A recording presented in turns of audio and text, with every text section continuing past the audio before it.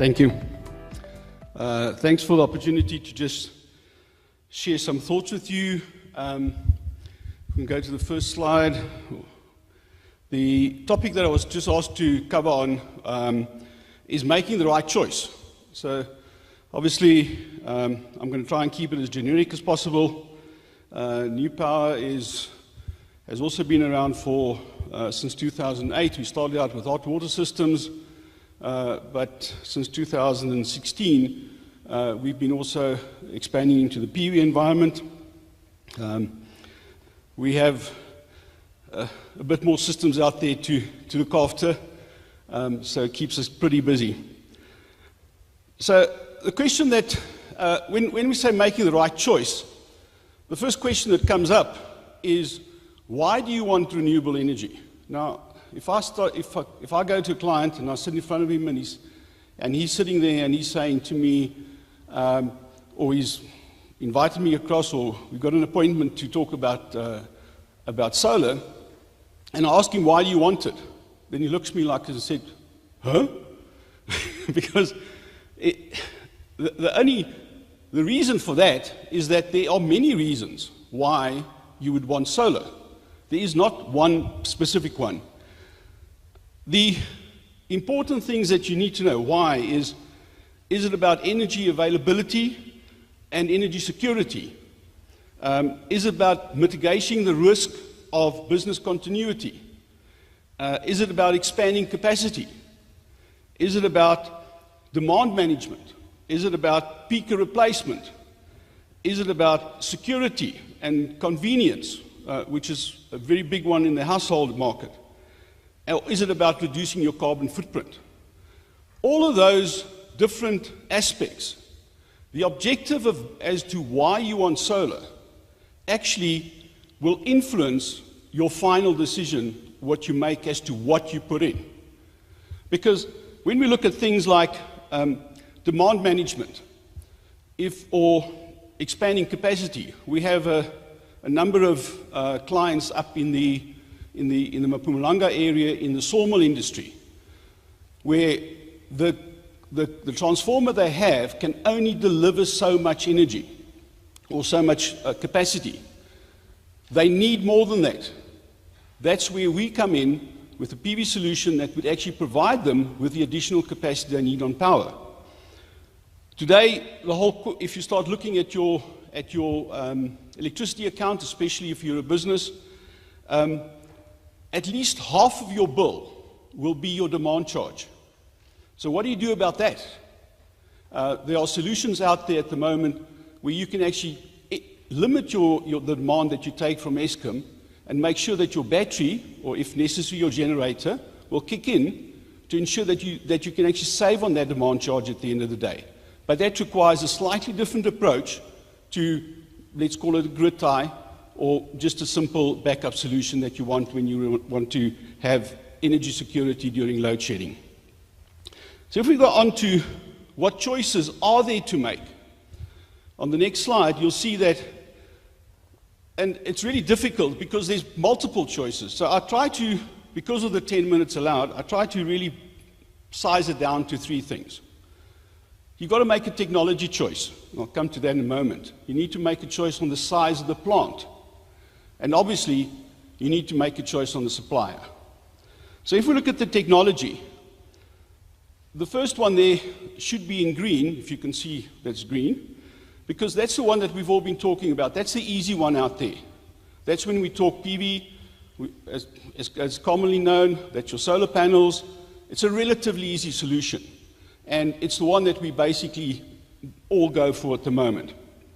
But yes, there might be instances where concentrated solar is your solution, where wind is your solution.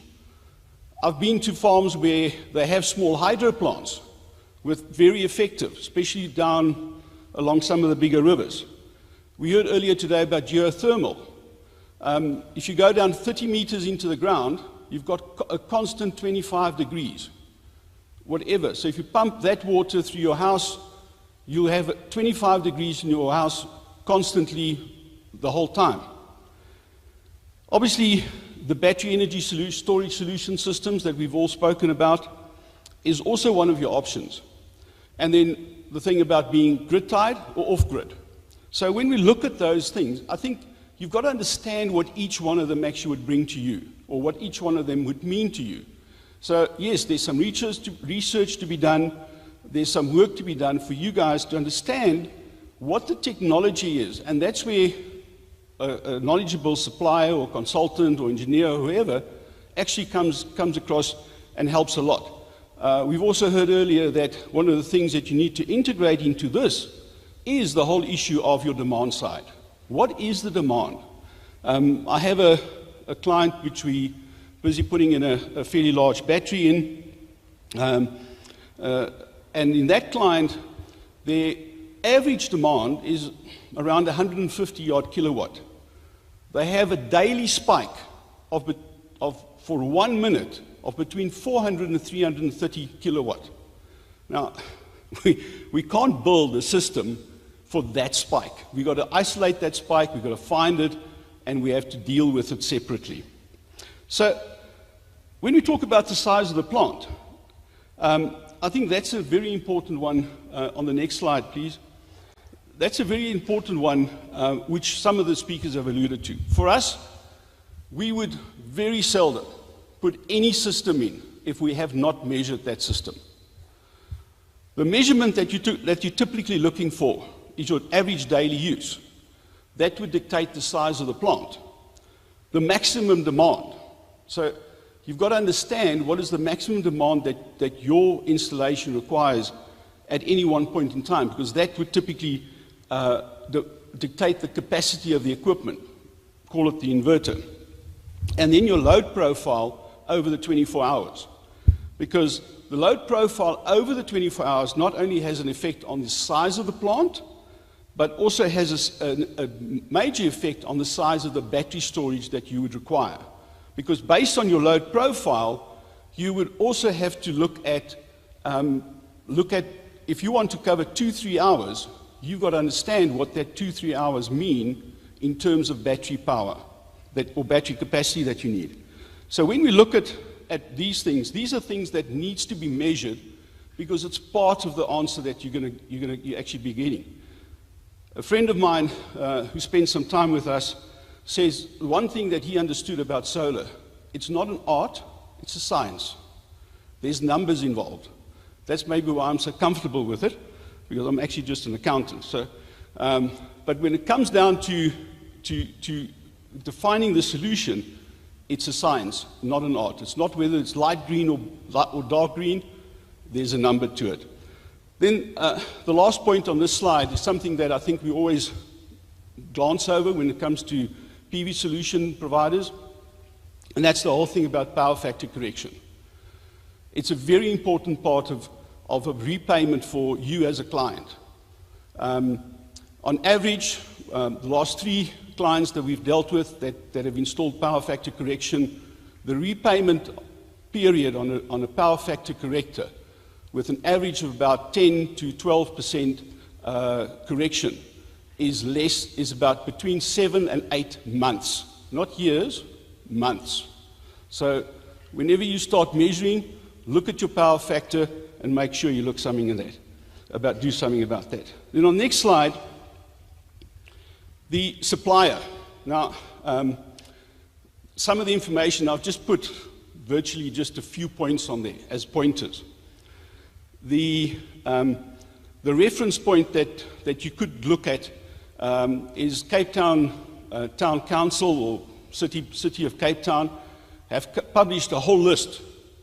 Now, we can talk about that over the networking session, because there's some of those things on that list that just doesn't make sense. But the reality is there is certainly a few factors that you need to consider when looking at your supplier.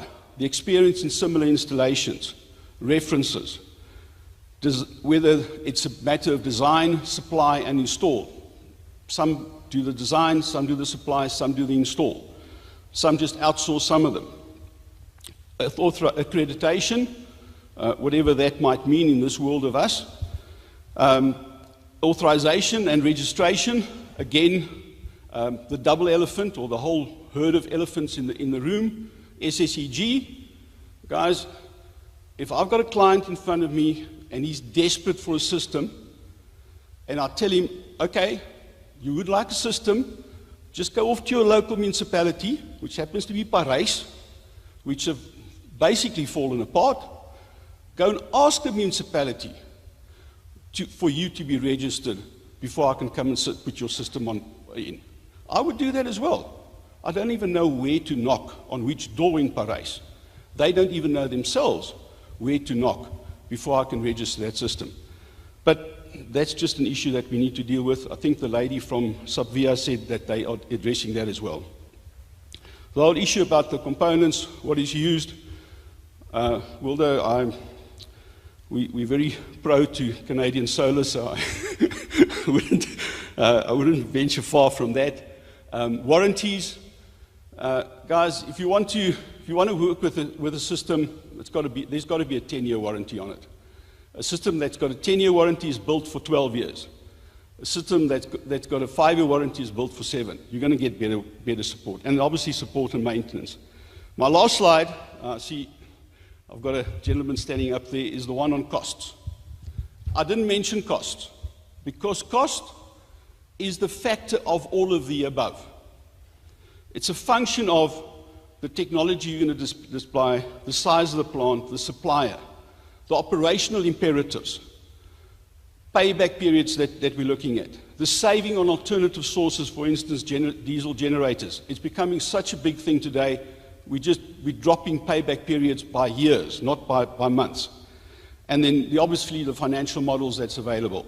Outright purchase, we heard about financing through financial institutions and others, and obviously power purchase agreements. So I think in a very short nutshell, those are the kind of decisions that you need to consider when making the right choice. Thank you very much.